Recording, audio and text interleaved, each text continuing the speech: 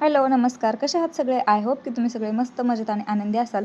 तर इथं ना मी पूजेची वगैरे तयारी करायची होती. मला आधी सगळं किचन स्वच्छ आवरून घ्यायचं होतं. कारण आमच्याकडे ना पाणीच नाही आहे. 2-3 दिवसापासून पाण्याचा खूप प्रॉब्लेम चालू होता आणि सकाळपासून जे काम केलेली भांडी वगैरे होते ते तसेच पडून होते. तर पहिला सगळं किचन स्वच्छ आवरून घेतले, भांडी वगैरे घासून घेतले, किचन ओटा क्लीन केला. कारण मला देव वगैरे धुवायचे होते. पाण्याचा प्रॉब्लेम असल्यामुळे देव पण धुवलेली नव्हती कारण पाणी आत्ताच आलेलं होतं. तर हा माझा पहिला गुरुवार आहे. तुमचा सगळ्यांचा पण पहिला गुरुवार कसा झाला कमेंट करून नक्की सांगा. आणि गुरुवारची पूजा असते ना त्यावेळेस इतकं छान वाटतं, इतकं छान वाटतं ना, मन खूप प्रसन्न असं वाटतं. तर इथं ना मी कुकरच्या एका भांड्यामध्ये डाळ घेतलेली आहे थोडीशी, 1 वाटी वगैरे, आणि ते पाण्यामध्ये भिजत ठेवलेली आहे. कारण कुकरला डाळ आणि भात आपण ज्यावेळेस लावतो ना तोपर्यंत भात लवकर शिजतो आणि डाळ शिजायला खूप वेळ लागतो. आणि असं पाण्यात भिजवून ठेवलं ना तर डाळ पटकन शिजते. तर इथे ना मी अमायराला शाळेतून आणायला चाललेली आणि येतेच सगळं पूजेचं सामान वगैरे घेतलं, हार वगैरे घेतले, नारळ वगैरे घेतला. फक्त माझ्याकडे कपडा नव्हता रेड कलरचा, तर घरी जात-जात एका दुकानमधून तो पण घेतला. तर जिथं फुलांचं सामान घेतलं ना तिथं होता पण खूप लो क्वालिटीचा होता आणि पैशाच्या मानाने महाग वाटत होता आणि असं पण कपडा आपल्याला तो नेहमी यूज करायला लागणारच आहे म्हणून मग चांगलाच घेतला. तर इथं मांडणी वगैरे करून घेत होती पूजेची, कारण सकाळी सगळ्यांची पूजा वगैरे झाली असेल, संध्याकाळी पण कोण-कोण करतात. तर मला पण संध्याकाळचाच वेळ भेटला म्हणून आत्ताची तयारी करते मी. तर तांदळाची रास वगैरे टाकली, हळद-कुंकू वाहिला आणि कलश स्थापना केली. केसरवाला नारळ मी ह्यावेळेस घेतलेला आहे. याच्या आधी मी मला वाटतं बिना केसरचा वगैरे नारळ घेतला असेल, पण केसरवाला जो नारळ असतो ना, त्यालाच खूप महत्त्व आहे.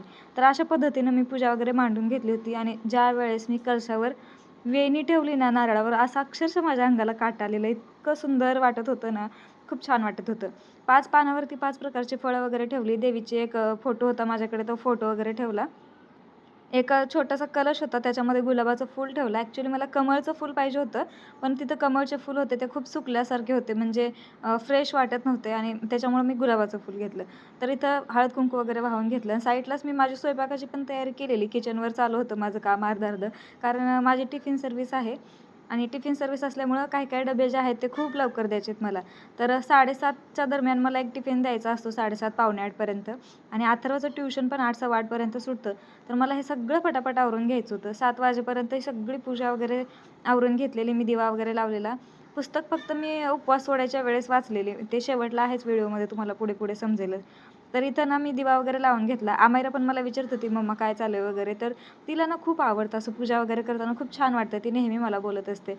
आणि इथं माझं सगळं पूजेची आवराआवर चालू होती आणि त्यात अथर्व आणि अमायराचं चालू होतं, की पूजा झाली की हे फळ मी घेणार, ते फळ मी घेणार.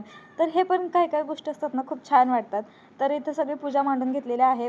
देवाचं मंदिरामध्ये पण सगळी व्यवस्थित पूजा वगैरे मांडलेली आहे. फक्त हळद-कुंकू वाहून फुलं ठेवायची राहिलेली होती. तर अशा पद्धतीनं मी माझी पूजेची मांडणी केलेली आहे. तर उंबरठ्याला पण रांगोळी वगैरे काढून उंबरठ्यामध्ये पण 2 दिवे लावून घेतलेले आहेत. हे जे दिवे जे आहेत ना, मी नवरात्रीमध्ये की नवरात्रीमध्येच घेतलेले आहेत. तर रांगोळी काही जास्त अशी मोठी काढली नव्हती. मला अमायरा बोलत होती, की "मम्मा खूप मोठी रांगोळी काढ, मोठी रांगोळी काढ." देवीनं मला सांगितलंय, की रांगोळी मोठी काढ म्हणून. तर इथं ना स्वयंपाकाची पण तयारी करून घेते मी. तर अमायराला घेऊन येत असतानाच मी मटकी घेऊन आलेली सोबत, तर ती तयारी करते आणि फोडणीसाठी डाळीला तडका द्यायसाठी कांदा वगैरे पण कट करून घेते. तर काही-काही लोकांना प्रश्न पडेल, की कांदा डाळीमध्ये, तर हो, ही हॉटेल रेसिपी आहे. हॉटेलमध्ये असंच डाळीला तडका वगैरे देतात. तर तिथलीच रेसिपी मी कॉपी केलेली आहे. तर मी मटकीसाठी पण कांदा वगैरे कट करून घेत होते. ज्यावेळेस मी हा व्हिडिओ एडिट करते ना, तर इतकं छान वाटतं मला, एवढं स्पीडमध्ये काम केल्यासारखं वाटतंय. तर खरं जर असं झालं असतं तर खरंच किती बरं झालं असतं ना.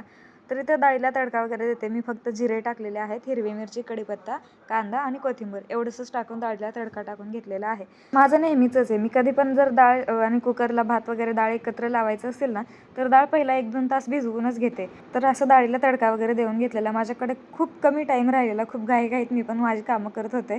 तर इथं ना खोबरं जे होतं ते तळी भंडार केलेला होता ना, तर त्याचंच खोबरं राहिलेलं होतं. ते मला व्हेजच जेवणामध्ये वापरायचं होतं म्हणून मी काय केलं, ते मटकीमध्ये वापरायसाठी थोडंसं गॅसवरती भाजून घेतले.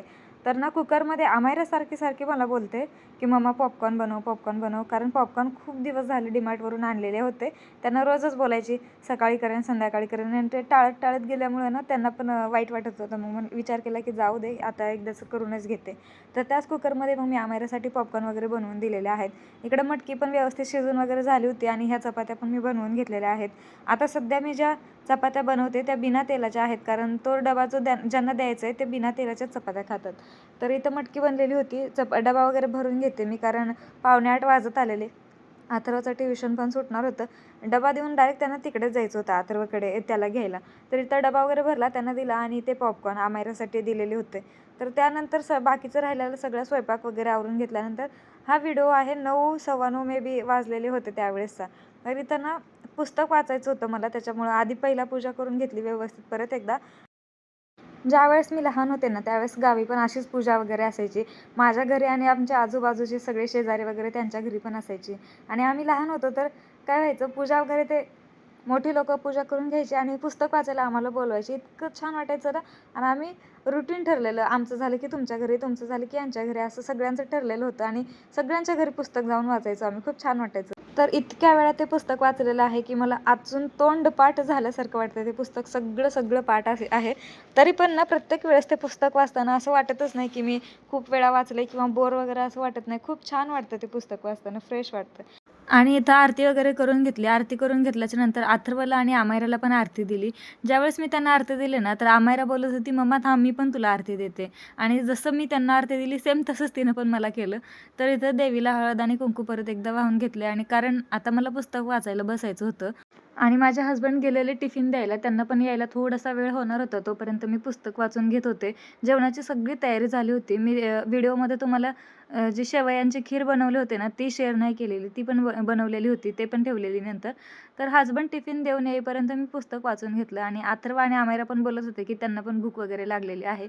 पण ज्यावेळेस मी पुस्तक वाचायला बसले ना, तर ते पण दोघं येऊन माझ्याजवळ बसले. ते पण ऐकत होते, की कसं-कसं मम्मी पुस्तक वाचते वगैरे. अधून-मधून अमायरा माझ्या पाठी-पाठी बोलत होती आरती वगैरे. नंतर मला विचारत होती. तर अशा पद्धतीने मी माझी सगळी पूजा वगैरे करून घेतलेली आहे. व्हिडिओ खूप फास्ट फॉरवर्डमध्ये बनवलेला आहे.